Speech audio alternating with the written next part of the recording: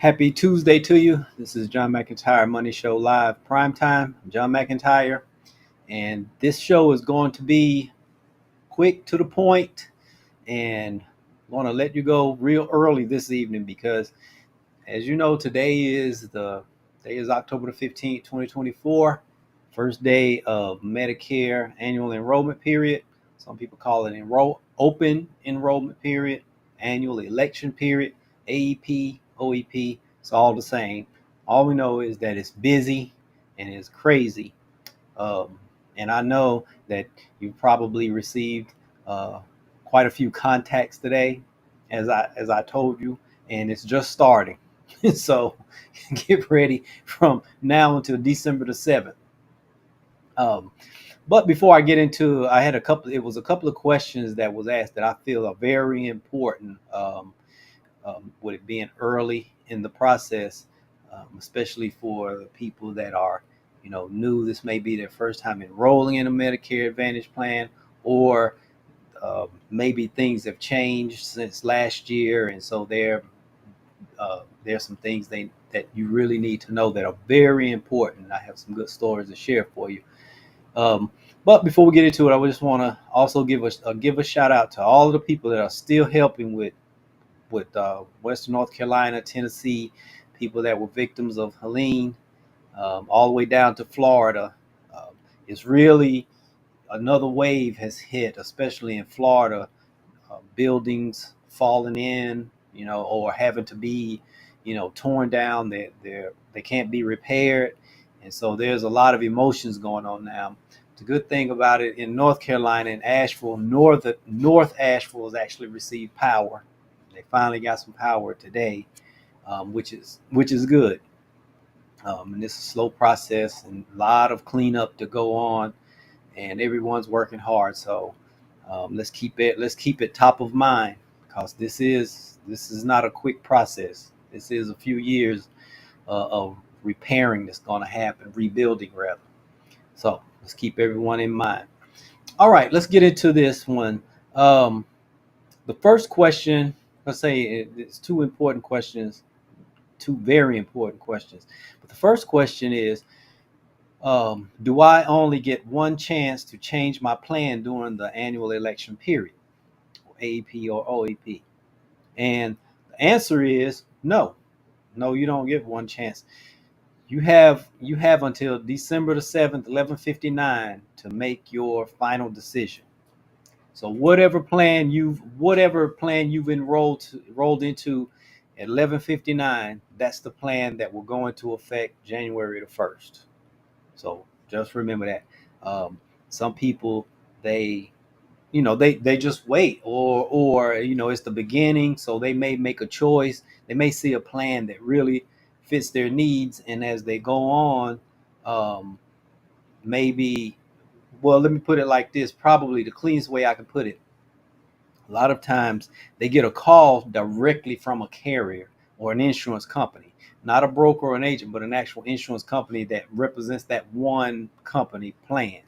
That one company, say for instance, a Humana or an Aetna, or or a Cigna.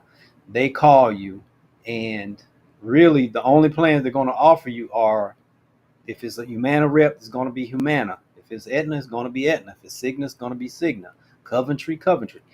So it sounds good, and um, you enroll into it.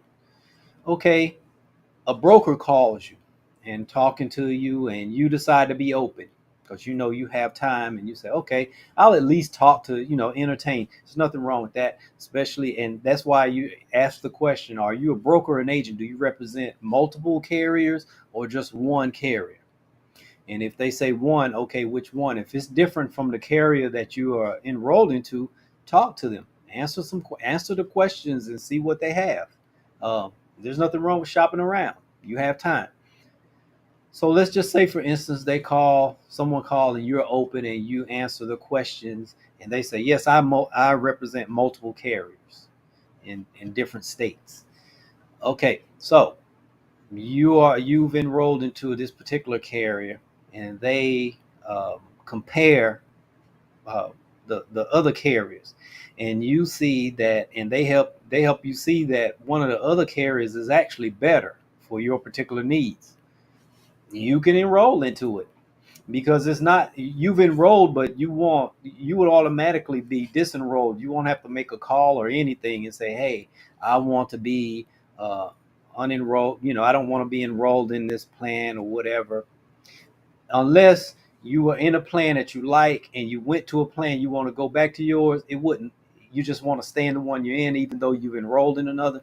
You can call the agent or whoever and just say, hey, I want to get out of that plan. I decided to just stick with what I have. And they have to do it. They'll just go into the system and take care of it.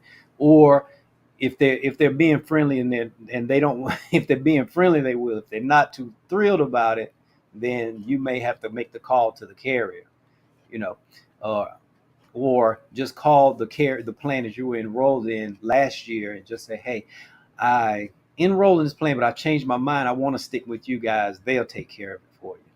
So you have a few ways to handle that. So just keep in mind that you do have time you know, to shop around. Make sure and shop around. There's nothing wrong with that. Plans change, new companies come into, they move in and out of markets, things like that, adding different services and stuff. So there's no big deal. Just 1159. Make sure you are in the plan that you plan on being in, because that's the one that will go into effect January the 1st. All right. So take care of that. The other question that I've received that's like very important. Um, this question is: my mom will be getting another plan this time, enrolling into another plan this time, and she will be enrolling by phone. My question is: am I allowed to be on the phone with her? You can actually listen in on the call. Um, Now, in most states, like we've talked about before, we've talked about like estate planning. You have medical directives, you have power of attorneys, wills and trusts. The power of attorney is in effect here. If you cannot make decisions for anyone unless you have power of attorney, and you might, if say for instance you have, with this particular situation, your mom may be sort of hard of hearing, then you can repeat questions, things like that. But they have to make sure, because when you're on the phone, it's being recorded. CMS requires everything to be recorded. And so they have to hear, if the beneficiary, if you do not have power of attorney, they want to hear the beneficiary answer questions. They want to hear their voice, because at the very end they have to agree and say I do, things like that, because it's telephonic. And so they saying I agree is the signature, and they need to hear everything crisp and clear.